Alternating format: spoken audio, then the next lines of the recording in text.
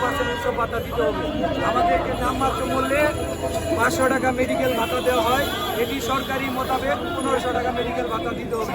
আমাদের নামমাত্র মূল্যে 1000 টাকা বাসা ভাড়া দেওয়া হয়, এটি মূল বেতনের 45% সরকারি কর্মকর্তা কর্মচারীরা পেয়ে থাকে।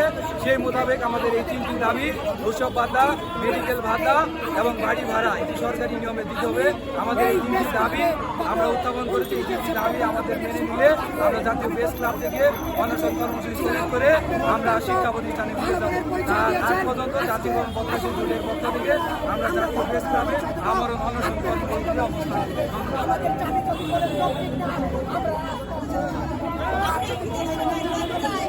বাচ্চাদেরকে, সন্তানদেরকে, স্বামীদেরকে, আমার স্বামী এত বেকার, আমার স্বামীও এবং আমার বাচ্চারা পথ চেয়ে থাকে যে আমার মা উৎসব আপনাদের ছেলে আছে, আমরা শিক্ষিত করছি, কোনো টিচাররা হাতে আমরা শিক্ষকরা সর্বদা নম্র থাকি, ভদ্রতার পরিচয় দেয়। স্কুলের বই, আমাদের বই সমান, তাহলে সবই যদি একই হয় তাহলে আমাদের পারিশ্রমিকের বেলায় কেন আমাদেরকে উৎসতি করা হবে, এটা আমি বর্তমান সরকারের কাছে জানার জন্য চূড়ান্ত আহ্বান জানাই। এবং দ্বিতীয়ভাবে সরকারকে জানাতে চাই, আমাদের এই বৈষম্যগুলি নিরসন করে অনতিবিলম্বে আমাদের দাবিগুলি মেনে নিয়ে প্রজ্ঞাপন জারি করে আমাদেরকে এই রাজপথ থেকে হাসপাতালে দেওয়ার ব্যবস্থা করবে। আমরা 500 টাকায় মেডিকেল ভাতায় ডাক্তার পাই না, আমরা 1,000 টাকায় বাড়ি ভাড়ায় বাড়ি পাই না, আমরা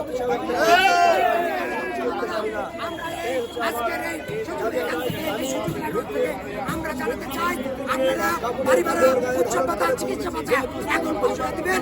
আর আমাদেরকে জাতীয়করণের একটা রূপরেখা মডেল এই উপদেষ্টা পরিষদ দিয়ে যাবেন। আমি বলছি না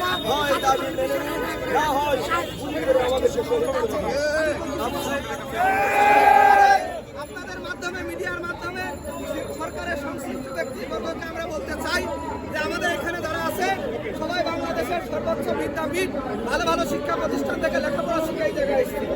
এনটিআরসি 8 লাখ 9 লাখ পরীক্ষার্থীর পরীক্ষা নিয়ে মাত্র 20,000 পরীক্ষার্থীকে টিকিয়ে সর্বোচ্চ মেধাবীদেরকে এই শিক্ষকতা পেশায় নিয়ে আসে। আর এই শিক্ষকতা পেশায় নিয়ে এসে মাত্র 12,500 টাকা বেতন দেবে। এটা পৃথিবীতে কোথাও আছে প্রিয় কোথাও নেই। এত অনাচার, এত অত্যাচার এই শিক্ষকদের উপরে করা হয়। শুধু এই নয়, আর একটা কথা আমি আপনাদেরকে বলি, ম্যানেজিং কমিটি আছে, এই ম্যানেজিং কমিটিতে রাজনীতি লোকজন আসে, আরো রাজনৈতিক লোকজন এসে তারা আমাদের শিক্ষকদেরকে হয়রানি করে, তারা আমাদের শিক্ষকদের উপর নির্যাতন করে। এই জন্য আমরা বলতে চাই যে আমরা শিক্ষা ব্যবস্থায় একটা সুষ্ঠু ব্যবস্থাপনা চাই। আমরা সরকারকে একটা ফর্মুলা দিয়েছি, সরকার যদি বলে যে আমাদের টাকা নেই, আমরা বলেছি শিক্ষা প্রতিষ্ঠানে লক্ষ লক্ষ টাকা ইনকাম হয়, আয় হয়, এই কোটি কোটি টাকা আয় হয়, এই টাকাটা শিক্ষা প্রতিষ্ঠানের ম্যানেজিং কমিটির মাধ্যমে শিক্ষা প্রতিষ্ঠানে ব্যয় হয়, সে টাকাটা নষ্ট হয়ে যায়, বিভিন্ন খাতে চলে যায়। সরকার যদি শিক্ষা প্রতিষ্ঠানের আয়টা রাষ্ট্রীয় কোষাগারে নেয়, সরকারকে 1 টাকাও দিতে হবে না, আমরাও বেঁচে থাকতে পারবো, শিক্ষা ব্যবস্থাও ভালো থাকবে। পাশাপাশি ঢাকার শিক্ষার্থীরা 2500 টাকা বেতন দিয়ে পড়ে।